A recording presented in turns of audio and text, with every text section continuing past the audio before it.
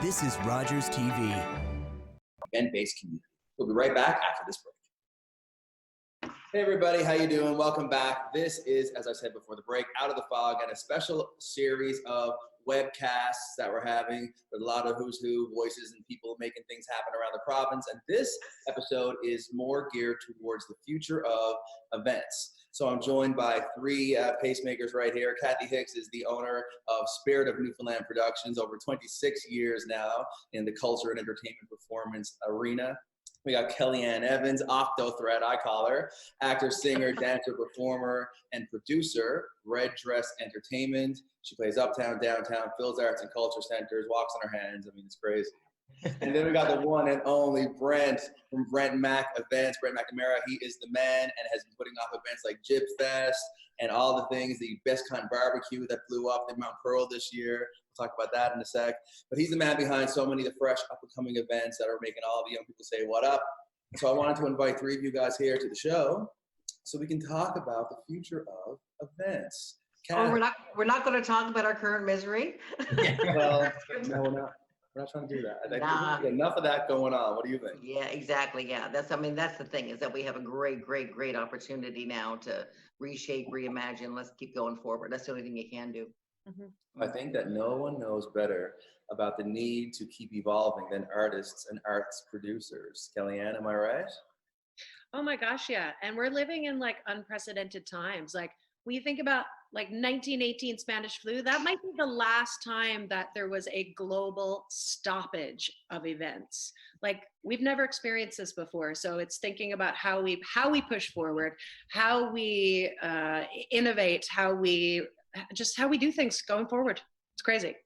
And Brent, as someone who brings people together for all the Mover Shaker events, when you think about the spring that was to be and the summer upcoming and life thereafter, where does your mind go?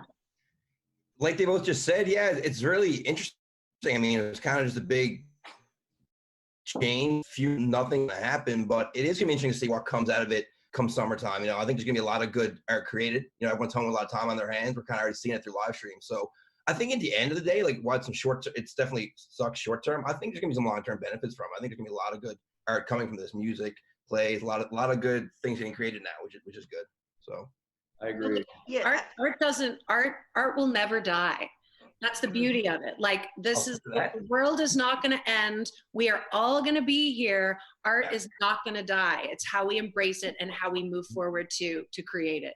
Yeah. Well, not only that, yeah, and it's being used in a really big way again right now for the healing process, and the coping and the healing. I mean, that's what's happened. No matter where you turned on the internet, there was some concert coming into your living room, wherever you were, and so I mean, I think that culture is here to stay as well, and that's kind of a free culture.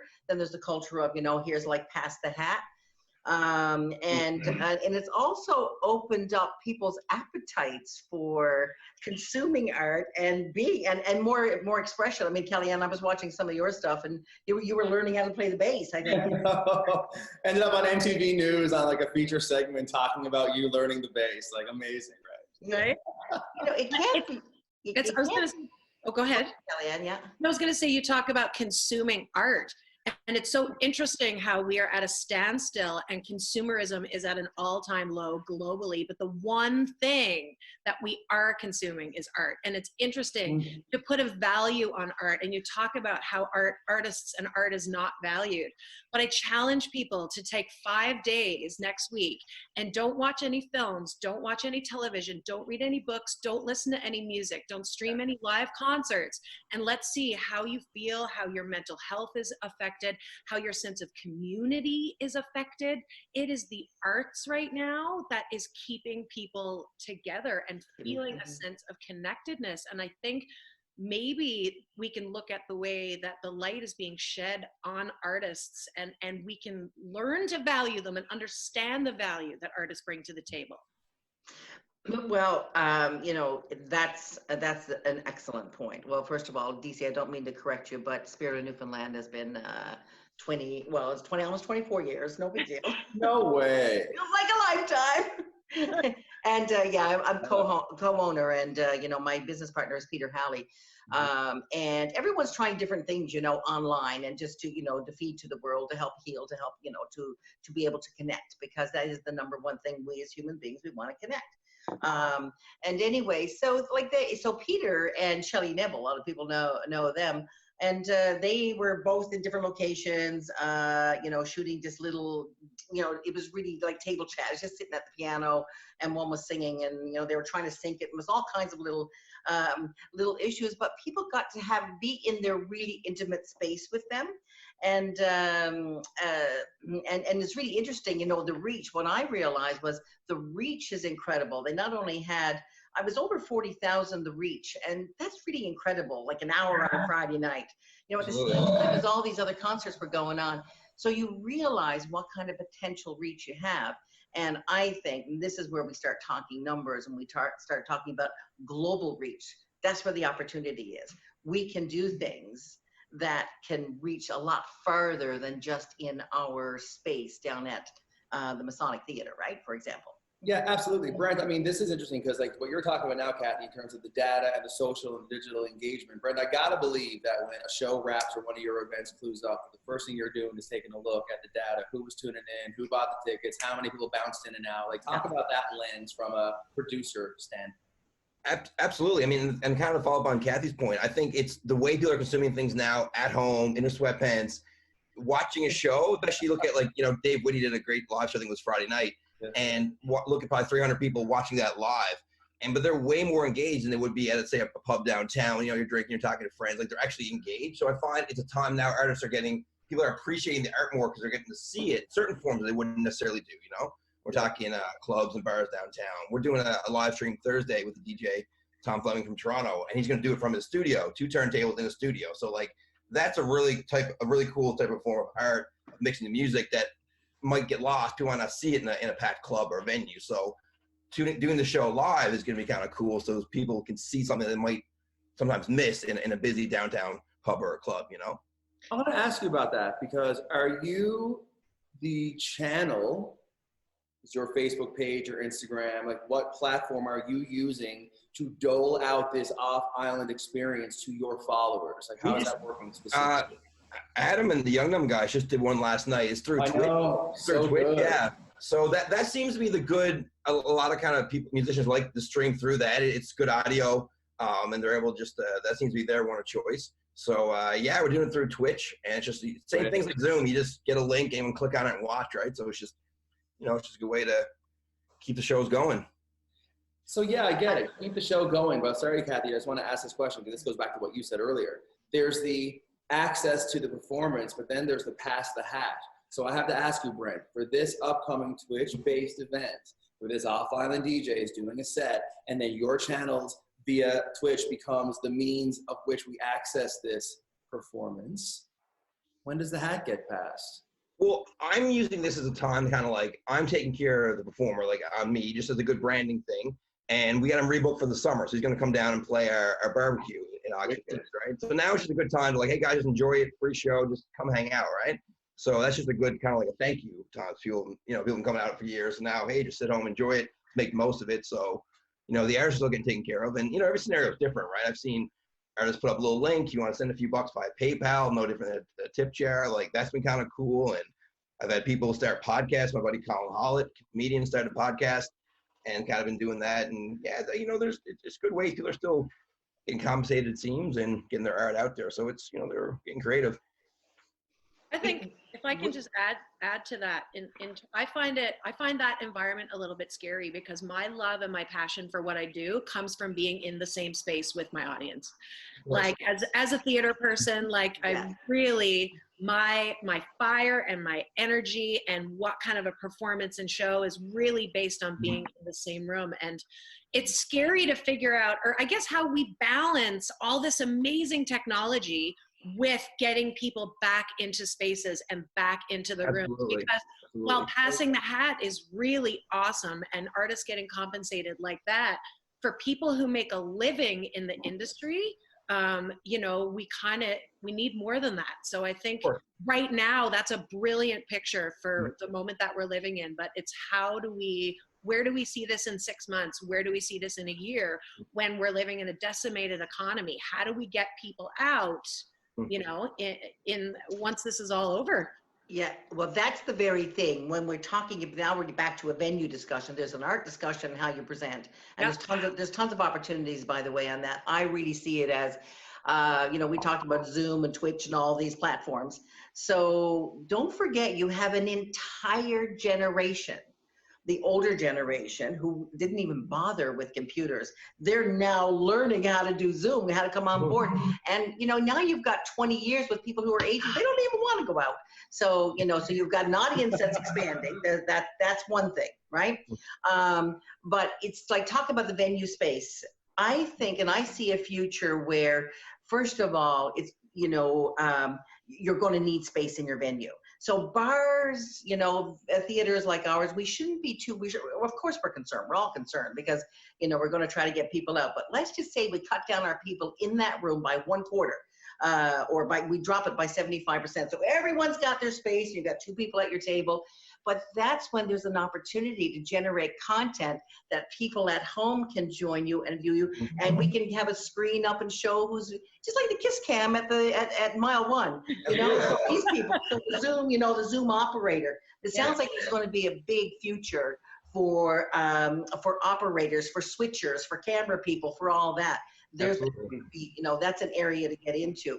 But the point is, you'll have fewer people live, and I do think we have to be assertive about doing this, and especially in St. John's and in Newfoundland, we just got to be assertive about it, because these decision makers are not thinking about us right now. Absolutely. Right? So we got to start setting our rules up, and then still do a live performance, but still have people joining you via. I'll tell you what, guys, let's take a quick little break, throw to a commercial, come back, and we're going to jump right into that. Because everything we're talking about is leading me back to a thought about how artists and commercial entities used to interact way before internet or paved roads for that. All right, girls.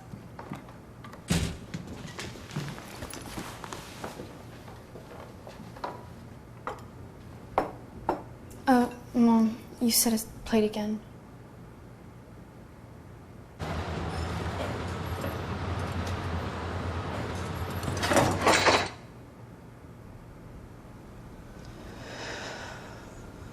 Workplace injuries hurt the most at home.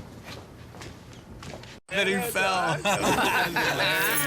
Whoa, I'm not driving. I'm way too stoned. How are you feeling, Beer? Oh, since we had that talk, I'm not driving tonight at all. What about you, Dave? You only had a couple of drinks. And only a couple of puffs. I don't drink and drive. No way I'm getting behind the wheel when I smoked weed, too. How are we getting home, then? Oh, you can drive, Dave. Come on, Dave. Take one for the team, buddy. Don't let weed and alcohol influence your decision to drive. Yeah, I need a ride. Matter. We'll be right back after this break.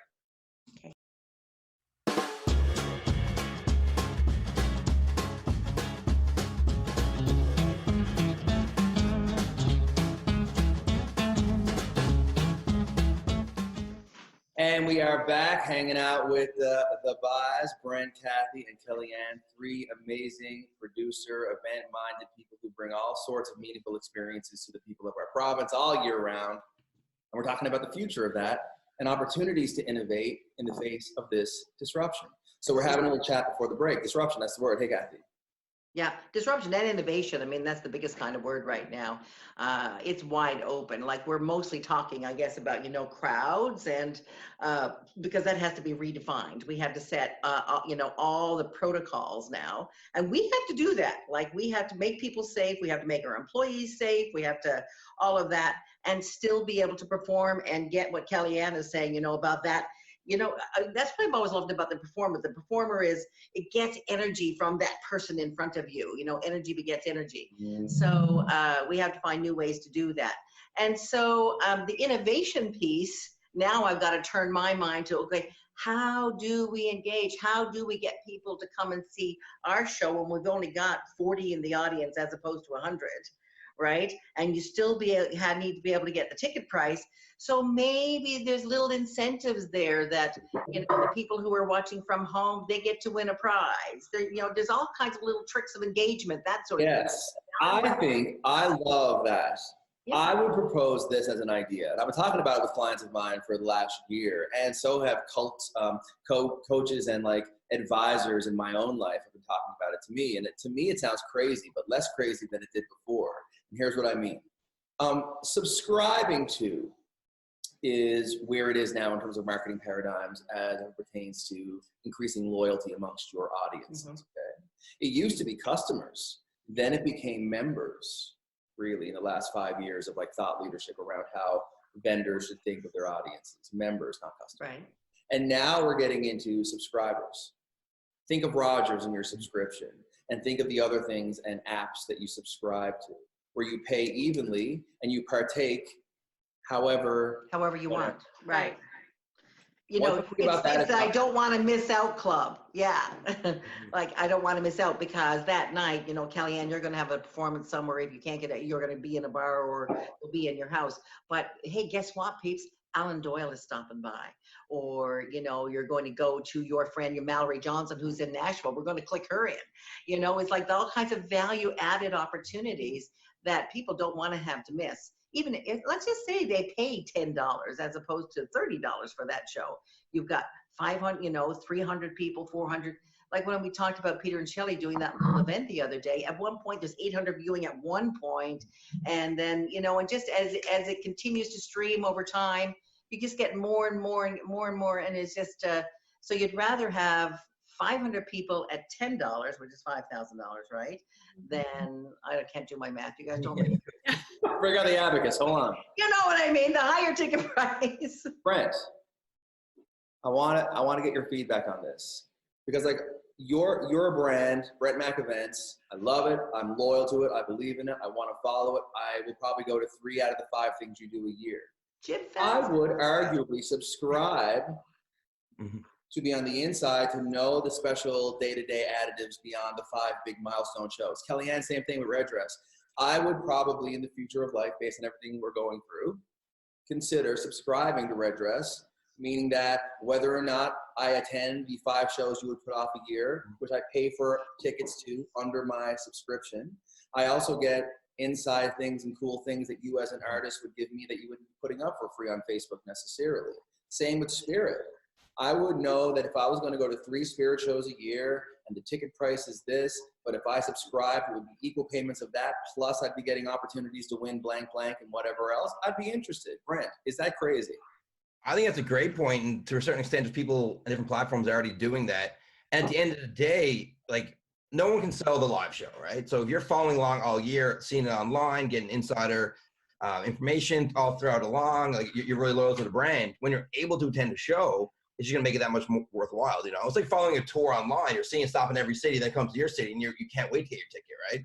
So it's, while live shows are gonna change moving forward, there could be less numbers, like Kathie just mentioned. It's gonna make each seat, I think, just more desirable, especially if, to your point, you're engaging with people more along the way. Then when they do get a chance to go, it's just going to be that much more thought after. So I think it's an excellent point you're making. Yeah, it's changing the way producers are going to have to move forward.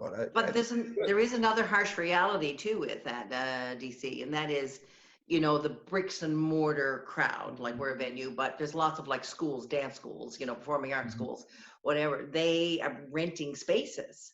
Yeah. So they're suddenly learning that they may not have to rent that space anymore. You know, maybe that's the once a month that they're going to get the whole crowd together, you know, now, but because they're doing it online. It's the yoga class. I was listening to a report this morning, you know, Nova Yoga. They have way more participants now. Yes, right? She was on the show yesterday morning, and she told me that her, because we did a Future of Wellness episode with Melanie Keynes, Mike Wall, Dane Woodland. And Melanie said that this week she had 3 times as many people coming to her yoga classes online as she would normally. Peter and Shelley did a show yesterday, 40,000 reach, and you just go, wow, how did that happen? And but it's happening. I bet she got subscription as her business model to that online. Right. Mm-hmm. I think that's because too a lot of people are sitting at home right now with absolutely The nothing. healing process. Yeah. So it's all a part of staying like sane. And I think like in theory, what you're saying about the subscriber thing is like a brilliant idea. I find it trickier and more challenging in my business. So for example, I do a show at the Arts and Culture Center. So then how do you, I mean, you know, it's a big room. It's a big financial risk. I'm a single person running a small business. So if all of a sudden my ticket price goes from $50 to a $10 subscriber online, but I also have to front and figure out how I'm going to connect from a technology perspective to either put that out on a platform online, like it just comes with, it's not quite as easy as great, we'll just do everything online. There's No question. Yeah. there's SOCAN issues, there's copyright laws, there's you know, all sorts of stuff that comes with that. So I think it's a great starting point for the discussion, but there's a lot of details that need to you kind of need to talk out, right? Yeah, but this is where our, you know, our governments, et cetera, in supporting our industry, because you know, our cultural industry is very vulnerable, as we know, as we've seen. You know, we're the ones that are completely wiped out right now. Yeah. We are the only ones really who are completely wiped out right now. Everyone can function, every office can function to some degree. The arts, they cannot. Absolutely, you know, if we're charging at the door. So I made the point the other day in discussions with the Arts and Culture Center, Mile 1 and such, is that I think now they've got to push for that technology so you don't have to bear that cost, Kellyanne. Right. Yeah, I agree with that. And everyone has to share the pain. So the rents come down, everything comes down. Those models completely change. It seems to be that it is the way of the future. The future of events is implementing the technology. Yeah, and you're right with coming down with rents, coming down with costs associated. Bearing the pain. I think that the economy, when we come out of this, is going to be in a really challenging position. But if we can find a way to balance making the arts accessible to people after financial hardship with being able to give a livelihood to our artists, I mean, that's the ultimate dream, right? Right. So it's about figuring out how we do it. But now is an opportunity. I don't want to be too free. I don't want, No. what I'm seeing is everybody, because we're home, stuck home, flat out, because we're artists and performers and we feel the need to connect and it's how we make our money. We're being in front of people in all the channels, which is amazing. But the pass the hat moment in the face of innovation and technology is not to be underestimated the importance of. I want to talk about what you did the other night, Brent, which I think, again, you as a producer, community guy, the fact that you would hire Alley-U to come to put off a free show in the middle of your cul-de-sac for all of your neighbors, and she's out there in the cul-de-sac spinning that fire with the music pumping and everyone is celebrating that. That's who you are, man. Oh, thanks, that man. is you being amazing and innovative, and it's also you Saw that, shared being that. artists. That's amazing. That's the patron vibe I'm talking about. Is how do we take care of each other during this time, and how do we innovate for the future of performance and entertainment and events, but in a way that the revenue model is successful for everybody. Because we chew down on that and we say, this is our chance to make the industry sustainable. This is our chance to make it an industry. You know, the arts we've never been considered an industry, and I've long said we need to be and we should be and have to be. You know, we got to start valuing ourselves. But it's by making us more sustainable, and there's potentially that opportunity there if we all look at it and demand the technological changes and demand that our governments and those, just like, you know, we have sidewalks, we need platforms for people, because the arts and culture of a community is the very thread that holds it all together. I will take the last minute of the show just to echo out Arts NL, Music NL, Business and Arts, 3 organizations in the front line who are hearing from and dealing with a lot of the goods and bads happening in terms of innovation and struggle during these times. I wish them the best, because their work is definitely not easy as they struggle to figure out how to make these revenue models and the tomorrow of events and performers and artists make sense.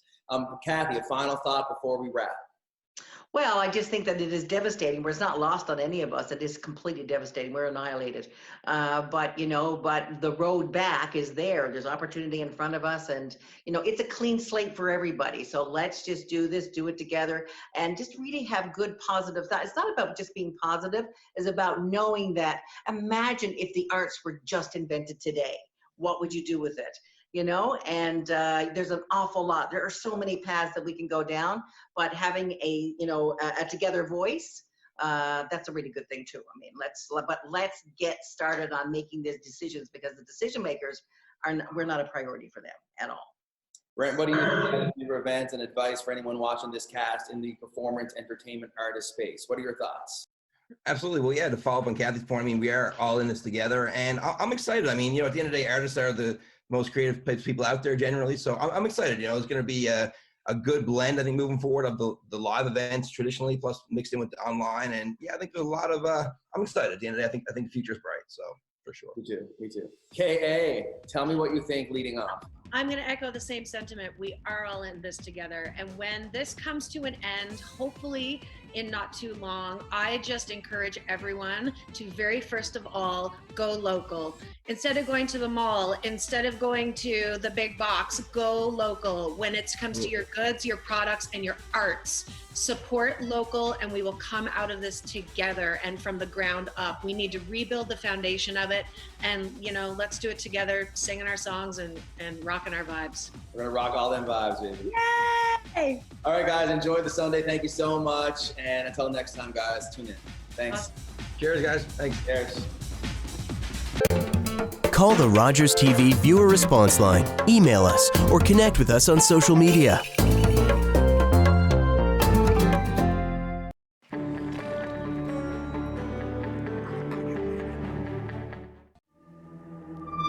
For my kind, there was one place we were never allowed to go. Your world.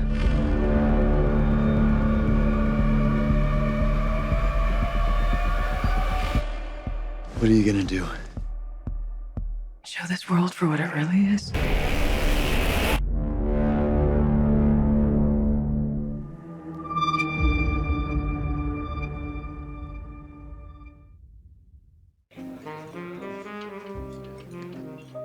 I never thought I'd know that feeling. To be in love.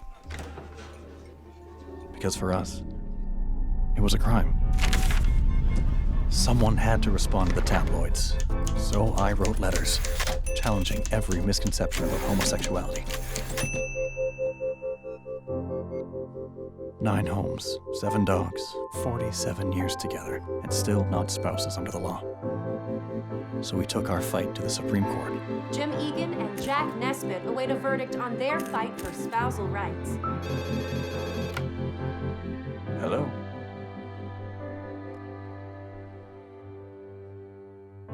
We lost our case, but we made a difference. As a result of Jim Egan's case, the Supreme Court ruled that sexual orientation is protected under the Charter of Rights, a landmark victory for the LGBTQ2 community.